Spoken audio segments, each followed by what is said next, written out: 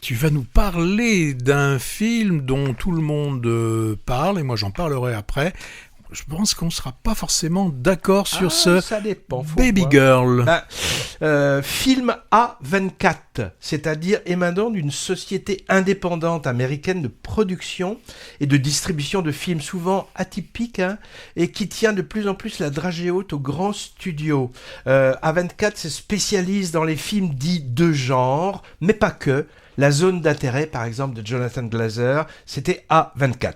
Alors voilà un objet dont je sais pas trop quoi penser. Je suis partagé, dis donc.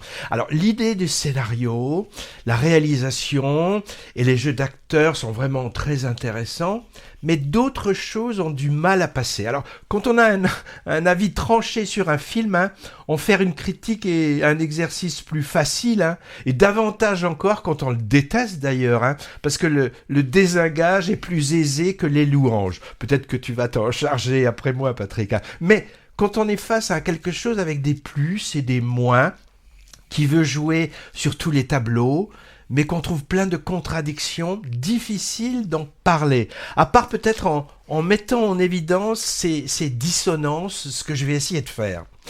Romy, la cinquantaine passée, elle est executive woman, ce qu'on appelle une femme puissante, au sein d'une entreprise de robotique, domotique. Elle a 2 filles et un mari aimant, mais qui ne lui donne pas satisfaction d'un point de vue sexuel. La scène d'ouverture en est une démonstration forte. C'est d'ailleurs assez fin, je trouve, d'avoir confié le rôle du mari à l'archétype d'Hidalgo Latin Lover, Antonio Banderas.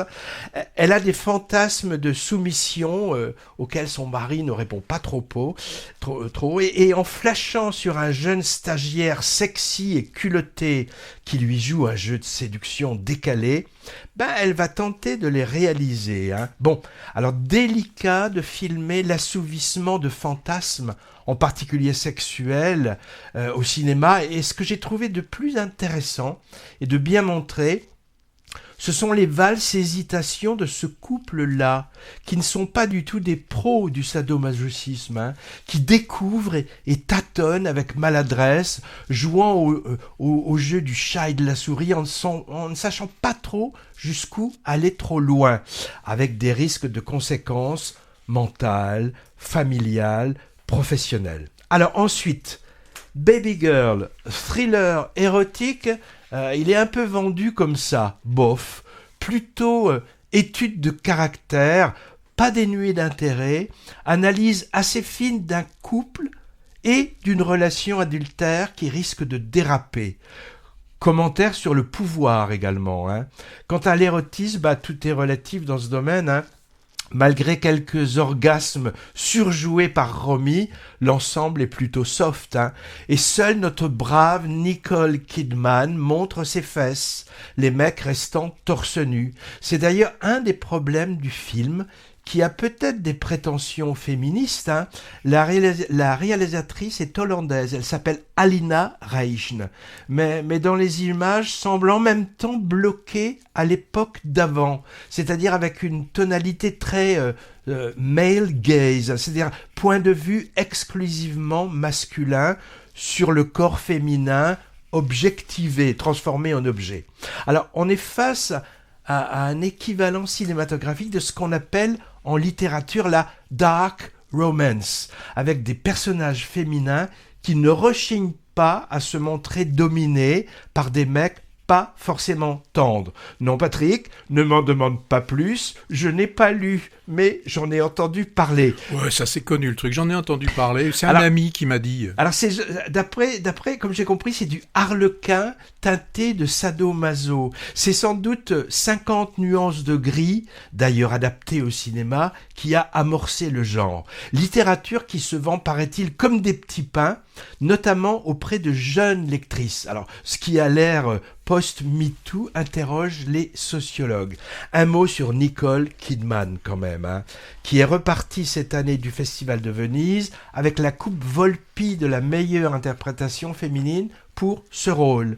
Sa présence et puis le thème, rayon sado-masochisme chic, évoque le dernier film de Stanley Kubrick, Eyes Wide Shut, les yeux grands fermés, dont j'ai un vague souvenir qu'il m'avait fortement déplu. En tout cas, elle donne de sa personne dans Baby Girl, jouant sur son physique de femme mûre, passée sous le bistouri, pour en faire un accessoire de jeu. C'est une sorte de mise en abîme cruelle. Sa fille dans le film d'ailleurs ne l'épargne pas. J'ai pensé à Demi Moore, qui fait un peu la même chose dans le récent et terrible The Substance. Ce qui m'a vraiment déplu, et laissé une impression négative, ce sera la même chose pour toi Patrick, je crois, d'après ce qu'on avait dit, c'est la toute fin. Montrée, je crois, en montage alterné, où on voit le devenir des deux protagonistes amants. Je vais pas divulgacher, mais là franchement ça le fait pas. Entre moralisme américain rédempteur, côté féminin, et grand n'importe quoi gênant, côté masculin. Une chose positive quand même, pour terminer en équilibrant, j'ai trouvé le personnage de Nora, la fille aînée de Romy, très beau, très émouvant, petit rôle, mais interprété par une jeune actrice à la douceur magnétique qui m'a touché. J'ai son nom, elle s'appelle Vaughn Rayleigh. Voilà de mon côté pour Baby Girl, qu'on pourrait résumer par une annonce coquine, révélant toute la contradiction du sujet.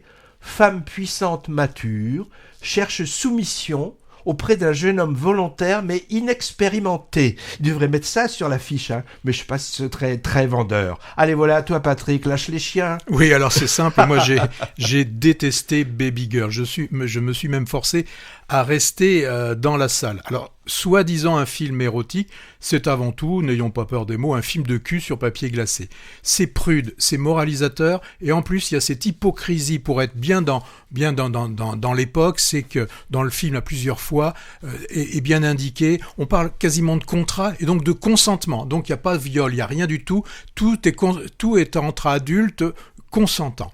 Alors, ce sont des clichés sur les relations intimes. Il y a un manque total de sincérité et de vérité. Et puis, la manière dont la femme est dépeinte, tu l'as dit, renforce les stéréotypes nuisibles. Ça, là, on l'a réduit. Elle est réduite quand même à un rôle vraiment dévalorisant.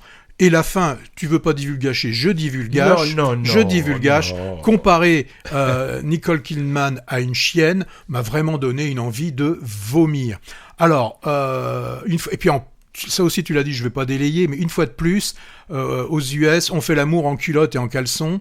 Pourquoi on nous montre Nicole Kidman nue? Mais attention, elle est nue, mais les mains sur les seins. Alors, ce que tout le monde fait, je veux dire, dans la vie de tous les jours, quand on est dans une relation intime, on se cache les seins, c'est classique.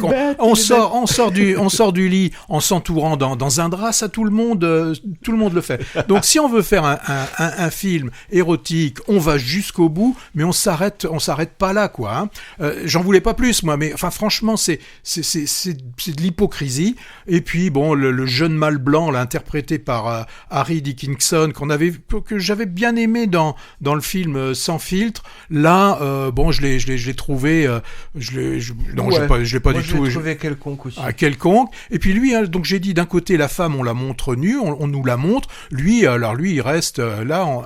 Rien n'est dévoilé de son anatomie. Tu en as parlé, Banderas là, ouais, qui nous fait le rôle du mari qui ne pense qu'à la famille et tout ça, les piliers, toutes les valeurs américaines. Vraiment, pour moi, Baby Girl, c'est de la merde dans un bas de soie. On a compris. Comme aurait dit un certain Napoléon. C'est de la merde.